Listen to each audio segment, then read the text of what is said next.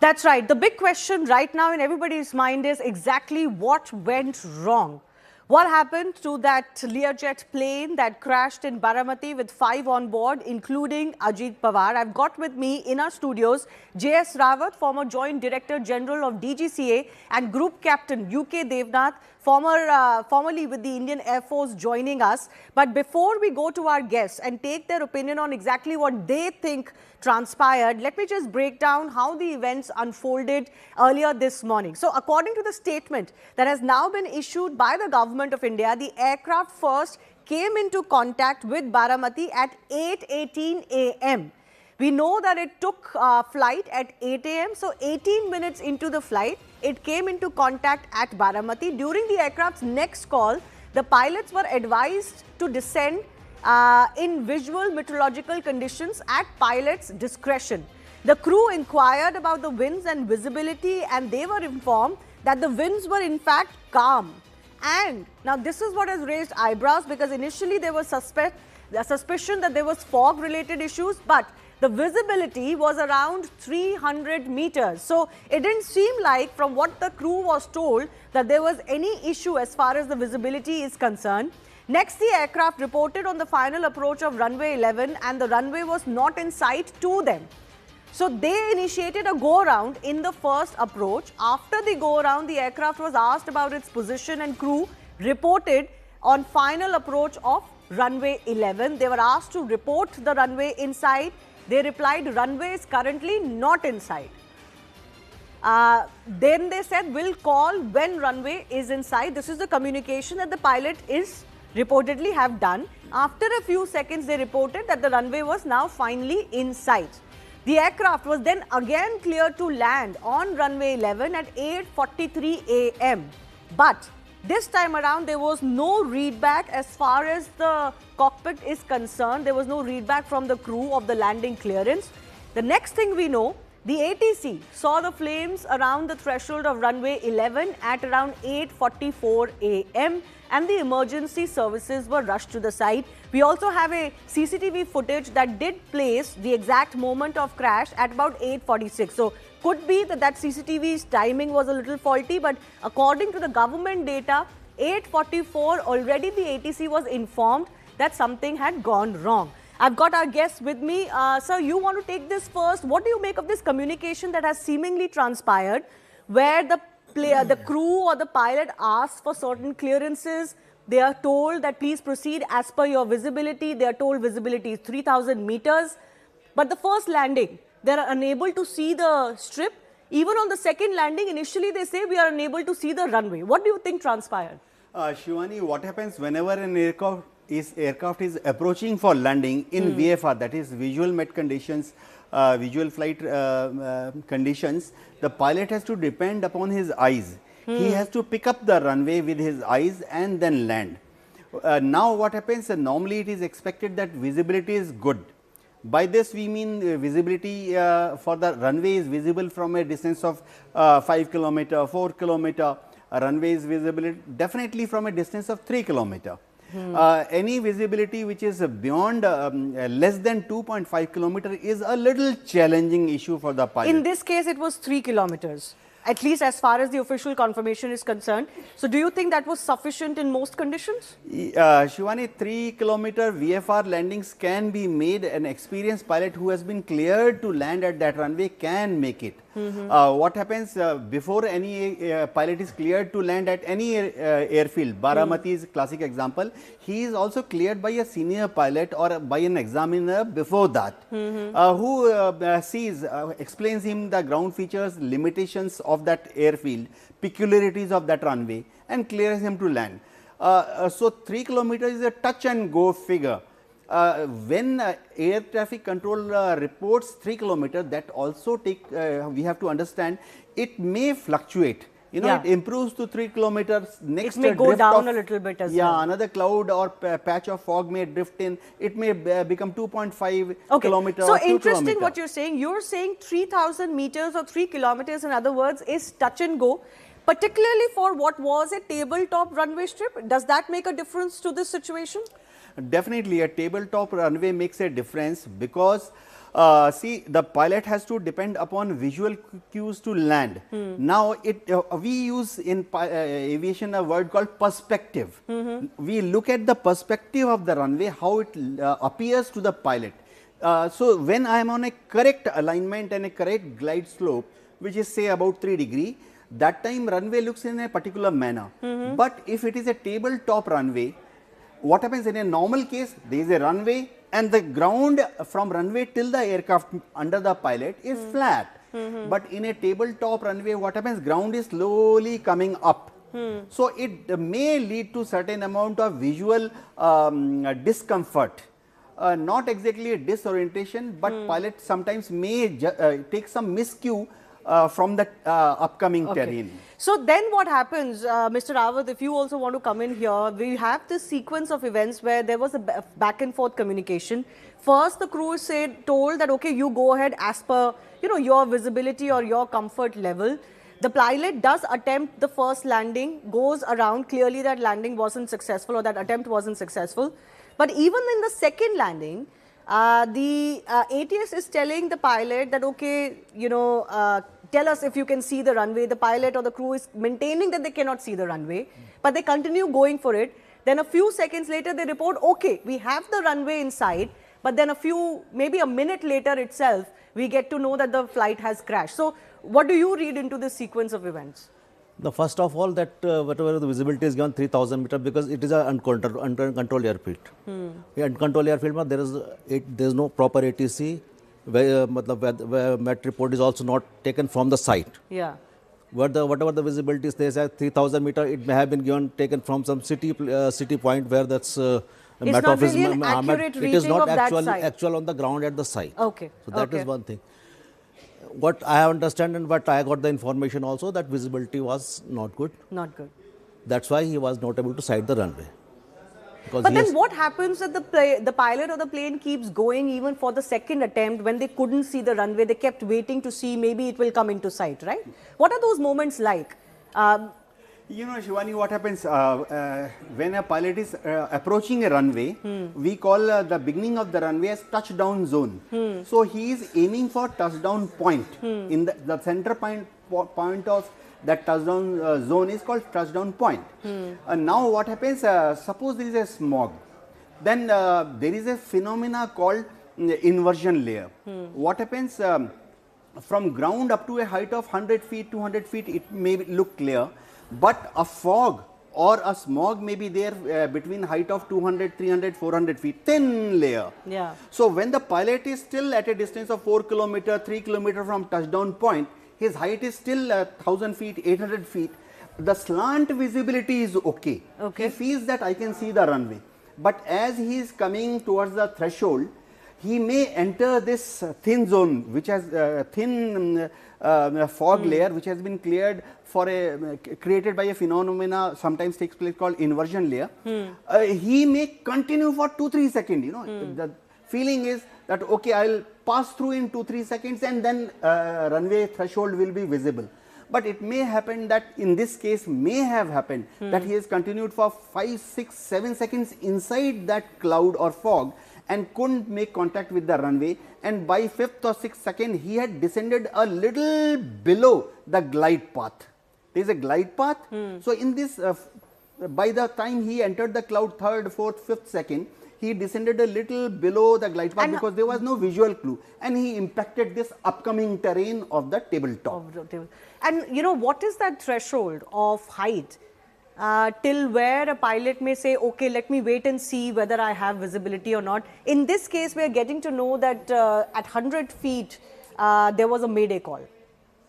Yes, what happens that all the pilots are trained, and it is drilled into their mind that at short finals, that means when he is descending from a critical height of 500 feet, 400 feet, in case he enters such a phenomena where he can't see the runway, then automatically he is supposed to increase the engine power, RPM to 100%, and what we call initiate the go round procedure, wherein after applying full power, 2 engine in this case, he raises nose of the aircraft a bit, and then the front portion, and initiates a climb. Thereafter, he may like to do a circuit come back, align again with the runway and Which land. was done after the first Exactly, attempt had already exactly, failed. So exactly. what seems to be coming to light is that the plane or the pilot continued to see whether the visibility will become better. They also do mention that yes, they have the runway in sight eventually, but it could have been a miscalculation, or they have hit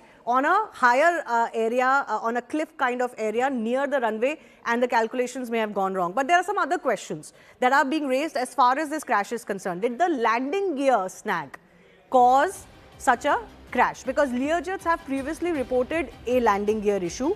There has been an issue with the gear subject to a detailed inquiry. Landing gear alert was issued by US Transportation Safety Board as well. And the alert recommended that the landing gear inspections may be done on many models. So, Mr. Rawat, I come with you to you on this. Do you think this could have been one of the issues? No, if the pilot was coming for the landing, he must have put the landing gears down. He must have got the 3 greens for that, all the 3 landing gears down. After that, he's coming for the final on the landing. Okay. Here, in this case, after going making the first go around, the pilot was trying to see the runway, to locate the runway, so that he can align with the runway, because he was not aligned with the runway, because it is visual. He was coming for approach, and then he was trying to look at the runway at first place. Okay. Once you see the runway, after that you can align the aircraft in direction, the runway direction. He was not able to align with the runway. Okay. And then when at one point of time, as you mentioned, that pilot has said that he is runway inside. Yeah. At that point, where he was, whether he was aligned off side, left, right, We don't nobody know. knows. Nobody knows. So once he see the runway, after that he tries to align with the runway. But how far it was and how was the weather there, it was not able to. Nobody was to And say that. whether there right was now. enough time to now align. we have got 2-3 days to carry out the speculation on this issue, unless the CVR and DFDR are decoded. So they will give you the exact position how the thing happened. Okay. No, absolutely. The final word will be, of course, exactly what comes out as far as the black box is concerned. But I also want to touch upon another element of what has transpired, and that's the issue of the tabletop runway. Now, why are tabletop runways a feature or a factor as far as such a crash is concerned? Because they have zero overrun forgiveness. Their cliffs at runway ends can make undershoot or overshoot fatal. We have seen this in some previous crashes as well. There is also a possibility of depth mismanagement or misjudgment. The runway blends with the horizon, difficult to gauge height for the pilot. As one of our experts, former pilot, was also telling us that there is a perspective at which you see the runway at a different height, at each different height. Now, there is no instrument landing system, visual or manual landing only, which then is made worse by the situation of fog. That has certainly heightened the risk here. There is a very narrow error window as far as the tabletop runway is concerned. The speed, descent, touchdown, they all have to be extremely precise. And then if you add the weather multiplier, the fog and the wind conditions, they can destabilize the final approach. So do you think, as I asked you earlier, the tabletop runway could have made the calculations a little bit tougher in those final moments? We're trying to decipher what happened between that 3,000 meters to 100 feet mark, because that's where all of it seems to have transpired. Yeah, Shivani, there are many peculiarities involved with a tabletop runway. As you have rightly brought out, another factor which works in such terrain, which challenges the pilot quite a bit, is updraft or downdraft.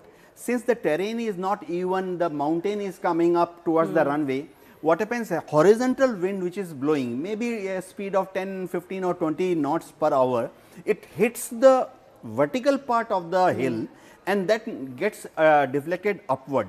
So there is an upward draft. Similarly, when it crosses the tabletop and goes on the leeward side, it descends down. The wind hits the mountain, climbs up, and then on the leeward side, wind goes down, descending down, to creates a downward draft. Now, any pilot has to be ready in case he is approaching for runway landing. In case there is an updraft, he judges it and then reduces the power and attitude of the aircraft up and down, so as to overcome this effect of updraft and downdraft. It needs a certain amount of practice, but most of the pilots who are cleared to land on tabletop runways would have had the done training. that. It is in back of their mind. Shivani, what happens, I will tell you, 2 seconds. Once you enter a cloud, there is no visual clue. You are supposed to change over to instrument flying conditions.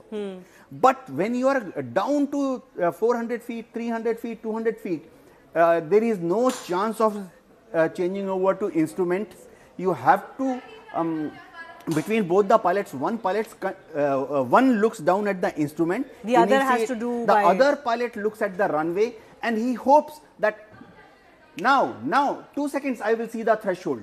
In the process, in case he has undershot, we use this jargon. In the process, in case he has gone down below the glide path by 15 feet, 20 feet, 30 feet, then he has quite a high chance of hitting the upcoming part of the tabletop. Yeah. No, so we have this video, which is actually a video from the Baramati airstrip itself. It gives you an idea of what the descent looks like. So that is what a tabletop runway is like. And then these are also conditions. They were seemingly very overcast and all.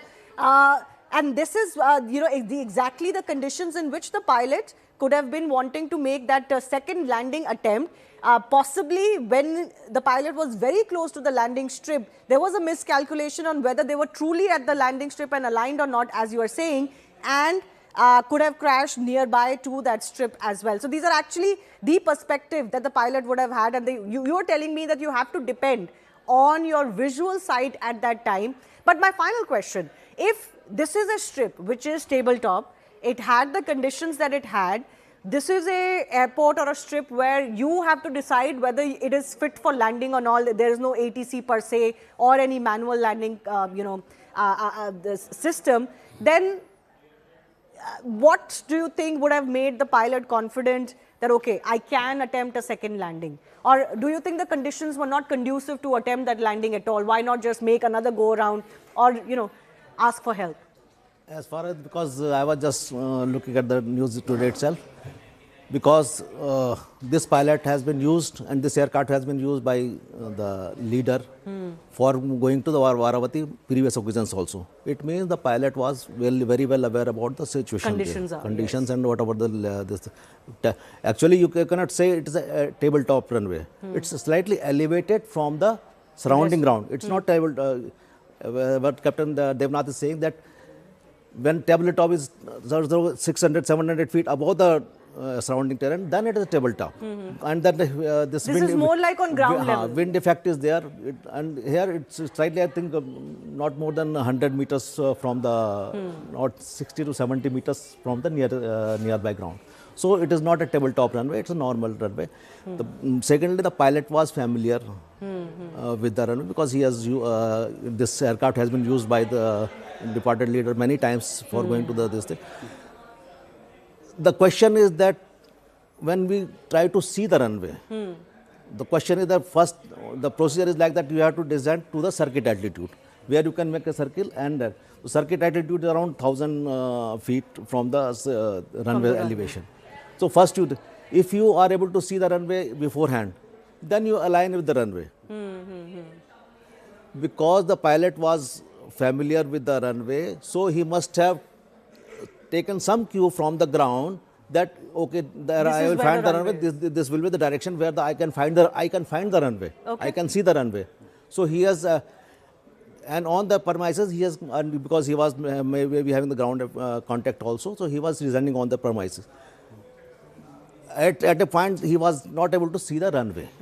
So he has made a left and right turn. A few minutes or even a few seconds could have played. He can make a left turn or right turn, and then again made an attempt.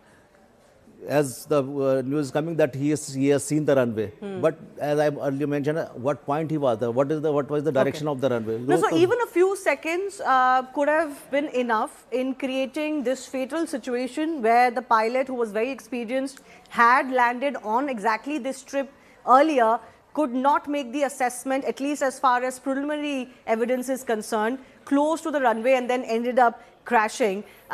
Those very few final minutes, final seconds, in fact, could have been the issue. Even familiarity, as you are pointing out. excessive familiarity with the runway. Familiarity is coming down only. Yeah. But yeah. when you are coming for the landing, then you should be very clear and Whether you aligned can with the see it or runway. not. You can should be proper. We don't know whether familiarity or familiar conditions created an aspect where the pilot felt that he could figure it out as he went down on the ground as well. I do thank both of our guests for joining us. And for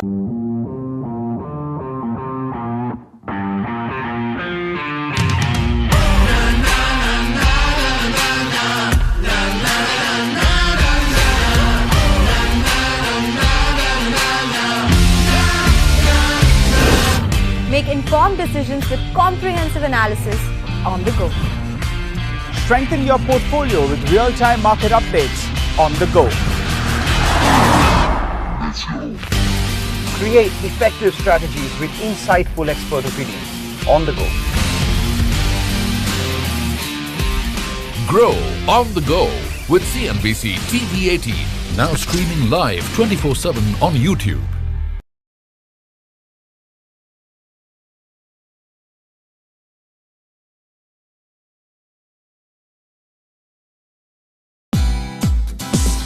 Hey, thank you for watching this on CNBC TV 18. Hope you liked it.